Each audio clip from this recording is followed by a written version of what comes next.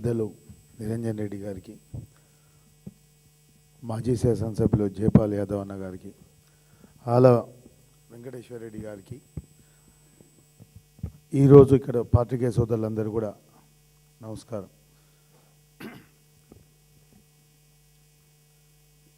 ఏదైతే pending projects అన్నీ కూడా పూర్తి చేయక పాలమూరు జిల్లా రైతాంగాన్ని గందరగోళం నెడుతున్నటువంటి ప్రభుత్వం వెంటనే ప్రాజెక్టులన్నీ కూడా పూర్తి చేయాలని డిమాండ్ చేస్తూ గతంలో కేసీఆర్ గారు మా నియోజకవర్గానికి ఇచ్చినటువంటి మంజూరు చేసినటువంటి రామనగట్టు రిజర్వాయర్తో పాటు టెండర్లు పూర్తయి మరి రాఘవ కన్స్ట్రక్షన్స్ వాళ్ళు తీసుకున్నటువంటి సింగోటం గోపల్ దిన్నే లింక్ కెనాల్ను కూడా పూర్తి చేయాలని చెప్పేసి ఈ ప్రభుత్వాన్ని డిమాండ్ చేస్తూ ఉన్నాను.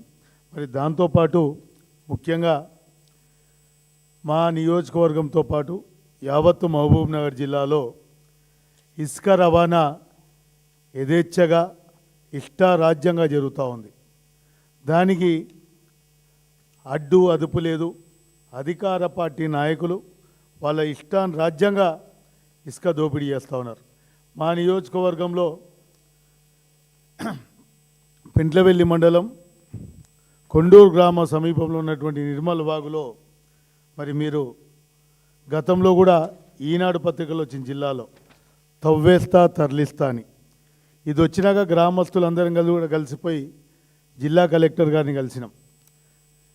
ఏదైతే అక్రమ ఇసుక రవాణా చేస్తూ ఉన్నారో యథేచ్ఛగా మిషన్లు పెట్టి ఇటాచ్ మిషన్లు పెట్టి టిప్పర్లు పెట్టి మరి అక్రమంగా ఇసుకను తరలిస్తూ ఉంటే పట్టపగలే మరి అధికార యంత్రాంగం చోద్యం చూస్తూ ఉందంటే మరి వీరి వెనుక ఉన్నటువంటి ఈ ఇసుకాసురులు ఎవరు, వీరిని ప్రోత్సహిస్తున్నటువంటి రాజప్రముఖులు ఎవరో మరి తేల్చాల్సినటువంటి బాధ్యత ఈ ప్రభుత్వంపై ఉందనే విషయాన్ని కూడా చెప్తా ఉన్నాం. తర్వాత కలెక్టర్ గారి దగ్గరికి పోయి చెప్తే ఆన్లైన్ చేస్తాం సార్, దాన్ని ఆపుతామని కూడా కలెక్టర్ గారు చెప్పడం జరిగింది. కలెక్టర్ గారిని కలిసినాక మీకు కూడా అందరికి ఫొటోస్ ఇస్తాం సార్. మళ్ళీ ఇటాచీలు టిప్పర్లతో యథేచ్ఛగా రవాణా చేస్తూ ఉన్నారు. మీరు దిక్కున్న చోటుకు పోయి చెప్పుకోండి, మాకు అడ్డు అదుపు లేదు అనే విషయాన్ని చెప్తా ఉన్నారు. మరి మంత్రి గారు చెప్తారు, పెద్ద నీతులు చెప్తారు. ఆయన శాస్త్రం చెప్పిన బల్లి కుర్తిలో పడ్డదట, అట్లుంది ఆయన వ్యవహారం. ఎవరే ఈ ఇసుక అడ్డగోలుగా పట్టపగలు నడుస్తూ ఉంటే దీని వెనుక ఉన్న పెద్ద ఎవరు అండదండలతో ఇది చేస్తూ ఉన్నారు, ఎందుకు కేసులు పెడతలేదే? చిన్న ఇల్లు కట్టుకుంటే ట్రాక్టర్లు తీసుకొచ్చి పోలీస్ స్టేషన్లో పెట్టి మైనింగ్కు రాస్తూ ఉన్నారే, మరి ఇంత యథేచ్ఛగా ఇసుక దోపిడీ జరుగుతూ ఉంటే ఎందుకు మరి అధికార యంత్రాంగం చోద్యం చూస్తూ ఉంది? జిల్లా మొత్తం ఇదే పరిస్థితి కొనసాగుతుంది. నేను బీఆర్ఎస్ పక్షాన డిమాండ్ చేస్తూ ఉన్నాను, అక్రమ ఇసుక దోపిడీని అడ్డుకోవాలి.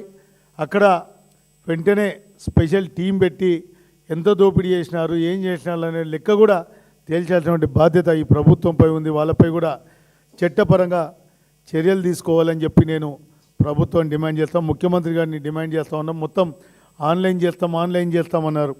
మరి ఆఫ్లైన్లో దోపిడీ జరుగుతూ ఉంది. కొల్లాపూర్ నియోజకవర్గంలో ఆఫ్లైన్ దోపిడీ జరుగుతూ ఉంది.